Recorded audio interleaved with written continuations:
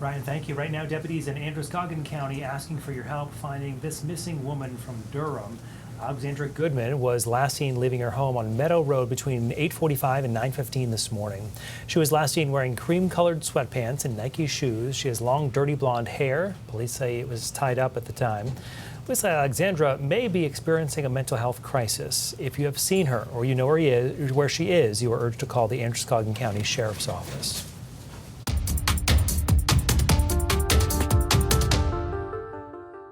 The fate of Lindsay Clancy is now in the hands of a jury. The 36-year-old has pleaded not guilty to 3 counts of murder in the killings of her own children. Ivan Rodriguez has the details on what the jury is considering. People waited for hours to get inside of the courtroom this morning for closing arguments in the Lindsay Clancy trial. Both sides agree that Clancy killed her children and was suffering from mental illness, but the key question is if she could still differentiate between right and wrong. The jury will now decide if she's criminally responsible. In his closing argument, defense attorney Kevin Reddington spoke about how Lindsay Clancy has to live with the loss of her children and the medical care she received. How does this turn into this? How? Because of the damn medicine and the lousy medical care that she got.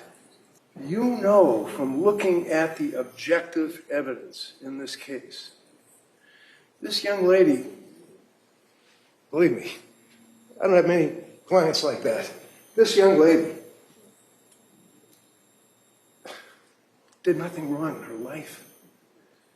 She was a nurse, a daughter, a wife, and a darn good mother.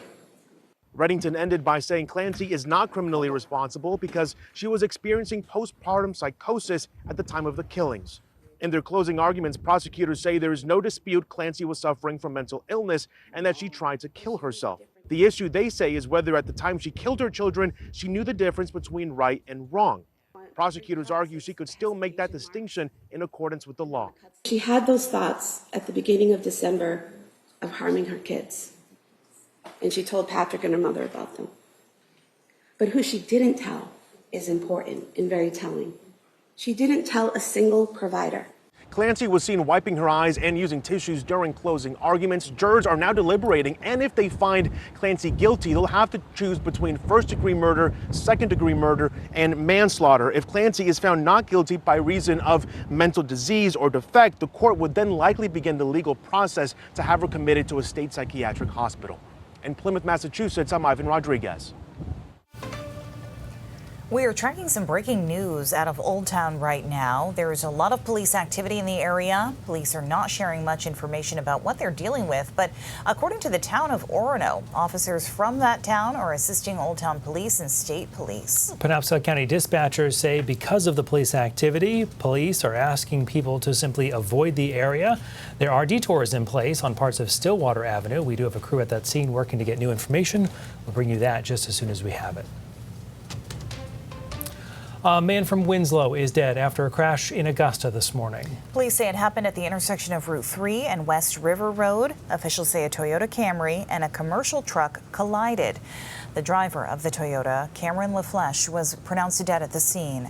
Maine State Police are investigating this crash, and they're asking anyone with information to give them a call. A man from Standish is facing charges in connection with a sexual assault case. The Cumberland County Sheriff's Office says they arrested Jeremy Carter from Standish. He allegedly sexually assaulted a 14-year-old child. We're told authorities started this investigation last month. Carter is up against a number of charges, including unlawful sexual touching, sexual exploitation of a minor, and possessing child sexual abuse material. He's being held now at the Cumberland County Jail. Bail is set at $50,000.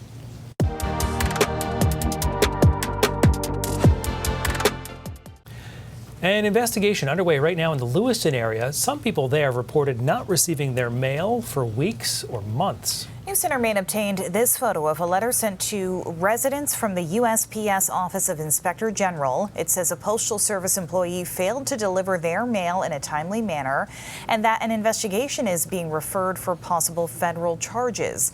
The letter also mentions that some undelivered mail was being opened and contents removed. The Office of Inspector General confirmed that there is an ongoing investigation and they're looking for other possible victims or witnesses. You can find this story on our app for details on how to contact them. Work is underway in Orrington to help clean up decades of mercury contamination in the Penobscot River. Crews are testing a process called sand capping. It will cover contaminated sediment with clean sand in an area known as East Cove 3. The work comes as the Maine Department of Environmental Protection announced it is suing the current owner, Mallinckrodt, over unfinished cleanup at the former Holtrachem site. But project leaders say the lawsuit and sand capping work are separate. Officials say the goal is to limit how much mercury moves through the river, where it could get into fish and other wildlife. Fish and birds and other things eat the things that live in the sediment. And so if they eat something that has mercury, they pick up the mercury. And if something eats them, they pick up the mercury. So this is cleaning up the bottom of the food chain. Those project leaders also say the site will be monitored for several years to see how well the sand cap holds up before considering cleanup expansion.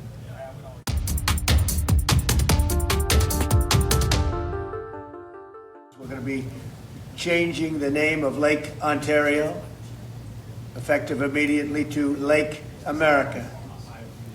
President Donald Trump signing that executive order in the Oval Office today. The move comes amid the U.S. escalating trade war with Canada.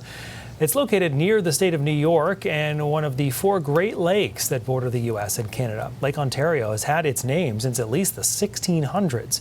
Mr. Trump made a similar change last year when he decided to rename the Gulf of Mexico to the Gulf of America.